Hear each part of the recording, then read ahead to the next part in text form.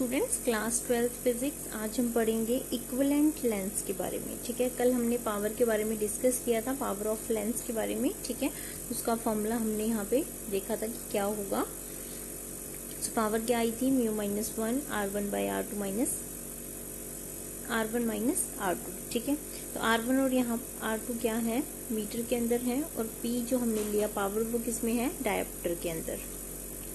तो आज हम डिस्कस करेंगे इक्विवेलेंट लेंस के बारे में। इक्विवेलेंट लेंस जो है वो कैसे होंगे, A single lens which will form the image of a given object at a same point as it is formed by the component lenses.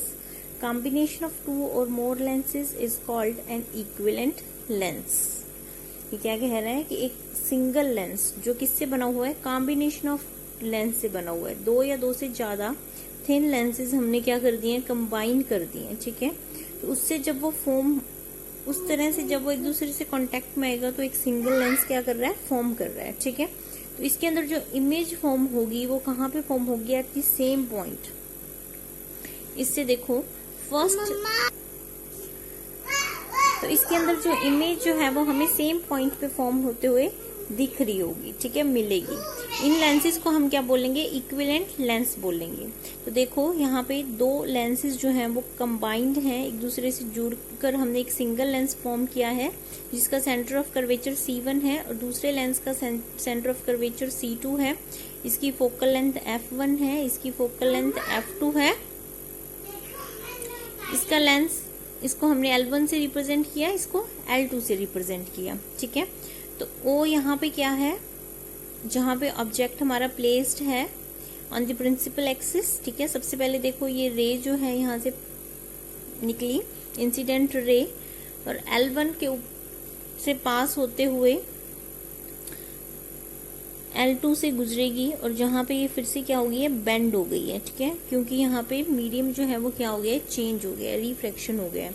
तो अगर हम इसको एक्सटेंड करके देखें तो इसकी इमेज जो है L1 लेंस से जो इमेज हमें मिल रही है वो एक्सटेंड करने के बाद कहाँ पे मिल रही है, आई डैश के ऊपर मिल रही है। और अगर हम L2 की बात करें तो हमें इमेज कहाँ पे फॉर्म होती दिख रही है, आई पे। ठीक है, एक्चुअल में इमेज कहाँ पे फॉर्म हो रही है, आई पे फॉर्म हो रही है। So consider that the two thin lenses L1 and L2 of focal length F1 and F2 are placed in contact with each other.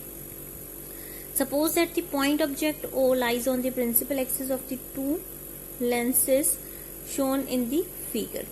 Show the formation of the final image I of the object O in two steps.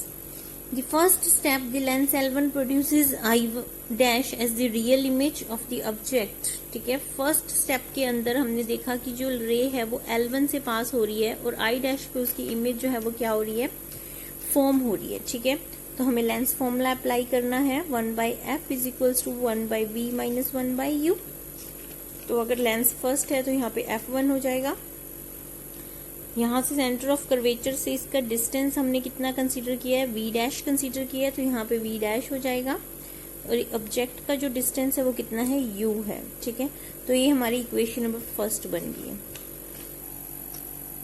Second step के अंदर जब lens L2 से produce की हमने image, वो कहाँ पे मिली हमें, I पे मिली। ठीक है, तो उसका डिस्टेंस कितना था, V था।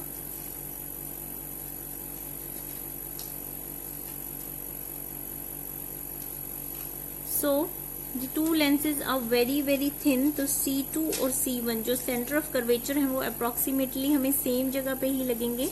तो इसलिए C2 I डैश और C1 I डैश दोनों जो है वो अप्रोक्सीमेटली इक्वलेंट होंगे, तो हमें V डैश जो है हम इसके इक्वल भी लिख सकते हैं। ठीक है, इस डिस्टेंस को हम V डैश लिख सकते हैं। C1 और C2 जो है वो बहुत ही क्या है, क्लोज हैं एक दूसरे के। ठीक है, The positive sign has been taken for the reason that the distance of I dash virtual object for lens L2 from C2 is measured in the direction of incident ray. If C2I is V, then the focal length of the lens L2 will be given as. देखो हमने यहाँ पे दो lens लिए हैं। ठीक है, तो फर्स्ट रे तो हमने यहाँ से पास करवाई सेंटर से। ठीक है, दूसरी रे जो है वो पास कर रही है, और हमें आफ्टर एक्सटेंशन यहाँ पे आई डैश मिला। अब ये लेंस L1 की बात थी, जब हम L2 की बात करेंगे तो ये जो है क्या होगा, ऑब्जेक्ट की तरह बिहेव करेगा फॉर लेंस L2, ठीक है। तो I डैश जो है ये क्या हो गया, ऑब्जेक्ट डिस्टेंस, और इसकी जो इमेज हमें मिल रही है आफ्टर बेंडिंग वो यहाँ पे कहीं पे मिल रही है, तो ये डिस्टेंस उसके लिए क्या हो गया, इमेज डिस्टेंस, जिसको हमने V से लिखा है, और ये क्या है V डैश, ठीक है। और इसकी फोकल लेंथ कितनी है, f2, तो यहाँ पे फिर से मिरर फॉर्मूला लगेगा, 1/f2 is equals to 1/v minus 1/v dash, ठीक है, because V dash is the object distance, जिसको हम U की जगह लिख रहे हैं V डैश। समझ में आया। तो यहाँ पे इक्वेशन बनी है -1/v dash plus 1/v is equals to 1/f2। अब हमने इन दोनों इक्वेशंस को क्या करना है, ऐड करना है, ठीक है। तो दोनों इक्वेशंस को जब हमने ऐड किया तो देखा कि V डैश वाला फैक्टर जो है वो कैंसिल हो रहा है, ठीक है। तो -1/u प्लस 1/v जो है वो हमें किसके इक्वल मिला, 1/f1 plus 1/f2। So if the single lens of focal length f produce the image I of the object O exactly as the lenses L1 and L2 together do, then अगर हम एक single lens लें इन दोनों की जगह, ठीक है, और हमें इमेज I पर ही मिले, ऑब्जेक्ट जहां पे पहले था वहीं पे हमने रखा, ठीक है, तो हम इसमें कौन सा फॉर्मूला लगाएंगे, लेंस फॉर्मूला क्या लगेगा, 1/f is equals to 1/v minus 1/u, ठीक है। तो हम इसकी जगह 1/f लिख सकते हैं, इसकी जगह हम 1/f सब्स्टिट्यूट कर सकते हैं। तो 1/f किसके इक्वल आ गया, 1/f1 प्लस 1/f2। तो इसका मतलब ये हुआ कि अगर हम उसकी जगह एक सिंगल लेंस रखें, दो थिन जो पतले लेंस की जगह हमने उसको रिप्लेस किया, तो उसकी फोकल लेंथ किसके इक्वल होगी, उन दोनों लेंस की जो फोकल लेंथ है उसके सम के इक्वल होगी, ठीक है।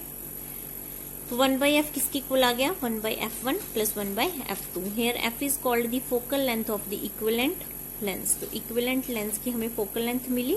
The reciprocal of the focal length of equivalent lens is equal to the sum of the reciprocal of the focal length of the two lenses placed in contact, ठीक है। तो focal length अगर हम equivalent lens की find out करनी है, उसका जब हम रेसिप्रोकल करेंगे तो वो किसके इक्वल होगा, कि दोनों जो भी हमने लेंस लिए हैं जो एक दूसरे के कांटेक्ट में हैं, कॉम्बिनेशन लेंसेज हैं, उनका जब हम रेसिप्रोकल करेंगे फोकल लेंथ का और उसको ऐड कर देंगे तो हमें मिलेगा इक्विवेलेंट लेंस का फोकल लेंथ, ठीक है।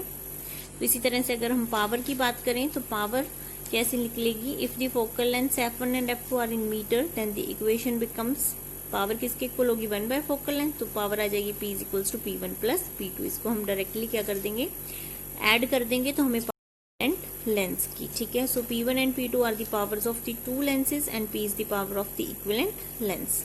तो इन जनरल अगर हम बात करें तो अगर कितने भी नंबर ऑफ लेंसेज जो हैं वो एक दूसरे के साथ कांटेक्ट में होंगे तो सबकी अगर हम पावर ऐड कर देंगे तो हमें क्या मिलेगी, उसकी इक्विवेलेंट पावर मिल जाएगी, ठीक है। अब बात करते हैं मैग्निफिकेशन की। When the two lenses are placed in contact, then the image produced by the first lens act as the object for the second lens, which further produces image of this.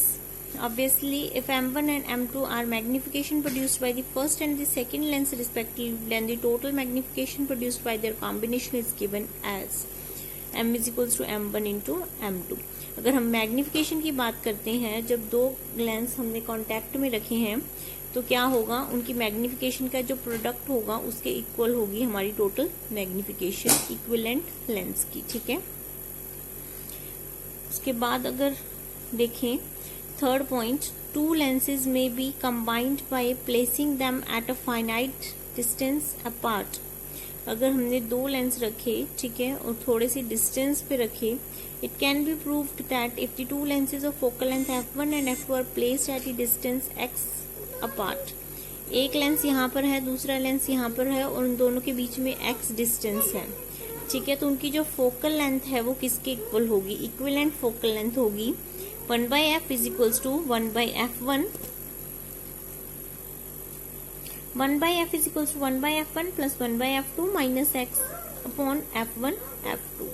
The two lenses may be combined so as to produce magnified image. दो lens को हम combine क्यों करते हैं, ताकि हमें जो image है वो मैग्निफाइड मिले, बड़ी मिले, प्रोड्यूस एन इरेक्ट इमेज, हमें एक सीधी इमेज मिले, to minimise the lens defects, और कोई भी लेंस डिफेक्ट्स जो है उनको मिनिमाइज करने के लिए, कोई भी इसके अंदर डिफेक्ट ना हो, ठीक है। तो हमारा मेन रीजन ही क्या है उनको कंबाइन करने का, कि हमें एक मैग्नीफाइड इमेज और इरेक्ट इमेज मिले, ठीक है। Thank you.